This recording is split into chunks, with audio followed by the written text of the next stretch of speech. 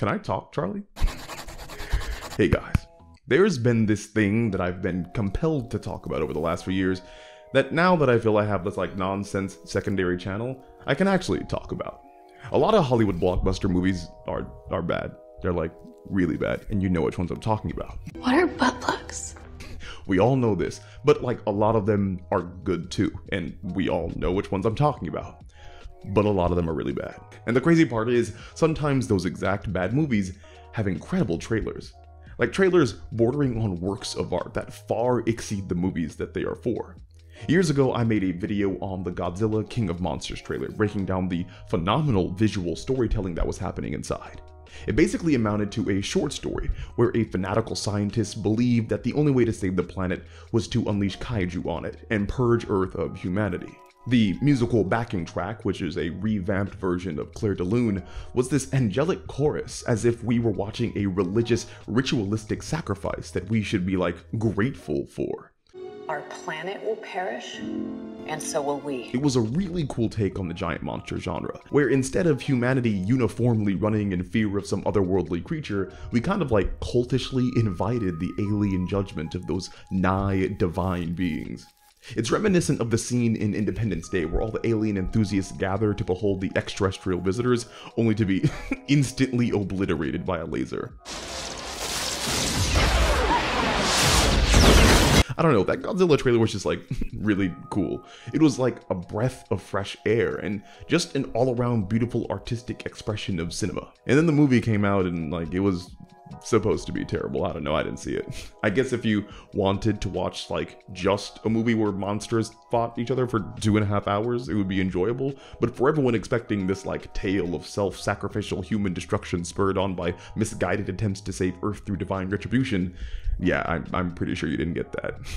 Honestly, thinking about it though, the 2014 Godzilla trailer was also fantastic. It had freaking Bryan Cranston in it, which is like insane because he was in that movie for like maybe 30 minutes? I don't know. The trailer really centered on this looming existential dread of unknown, ravenous destruction.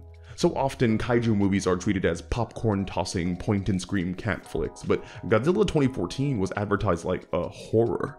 It was just constant imagery of destruction, dread, and unstoppable natural chaos. Godzilla here seemed like a true force of nature, and the film seemed like it would be centered on the human reaction to his presence.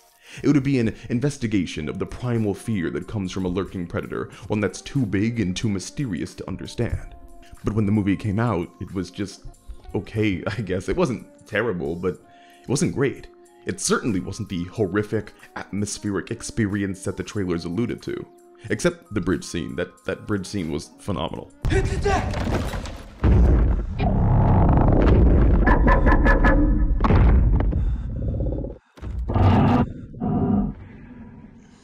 Actually, do y'all remember the Rise of Skywalker final trailer?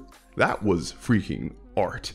It was this beautiful culmination of more than 4 decades of Star Wars cinematic history. The backing track was some of the best work that John Williams had ever done. It was this like triumphant anthem of a long-fought journey that was finally coming to a close. It was the climax and conclusion to not only the biggest sci-fi series of all time, but to characters and actors that we had come to love over the years.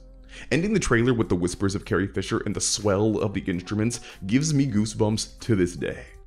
The Force will be with you. Always.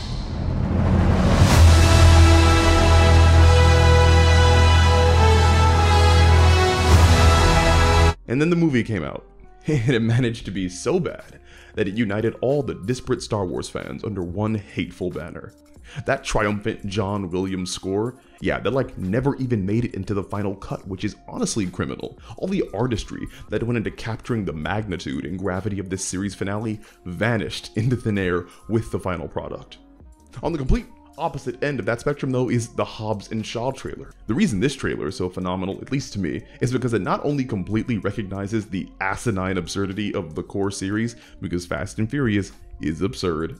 It also recognizes the trope-heavy cliche natures of trailers at large. Modern Hollywood is obsessed with doubling trailers as music videos, making the backing track just as important as the visual material on screen.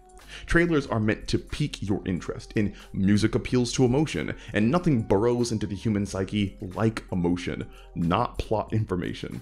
This is evident in so many trailers across so many mediums.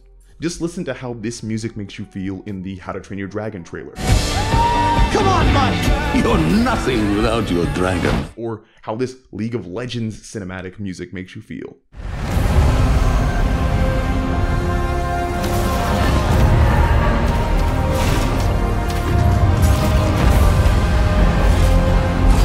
Or this Star Wars trailer.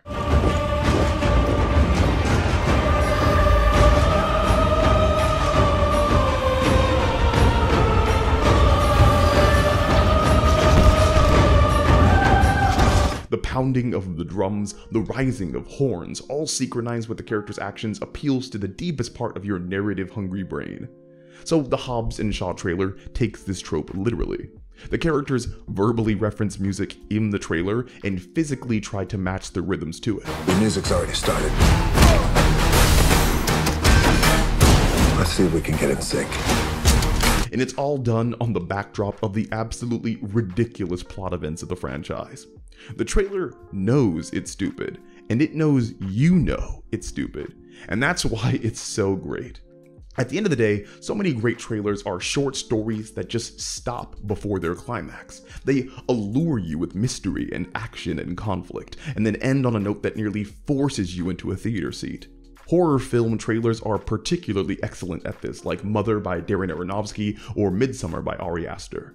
The artistry of trailers is that while they're intricately linked to the capitalism of business and the need for those films to turn a profit, they're also so much more free than the movies they represent. See, where movies have multiple, sometimes dozens of individuals with hands in the creative pot, inserting this thing for sales or this aspect for demographics, trailers have only one goal: put people in the seats. And because of that, a trailer's artistic expression is only limited by the skill of the production company that's making it. This is how trailers like the King of Monsters trailers came to be, even when the movie itself is bad.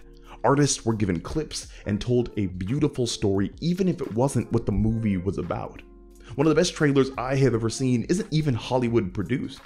There is an Infinity War trailer by Carpenter Sound that centers on Thanos, where the backing track is Godzilla's version of Clair de Lune. This fan-made trailer by a YouTuber fully embraces the idea of Thanos being the central character of that movie and puts him in a position where we see the conflict through his eyes and essentially look at him as the struggling antagonist.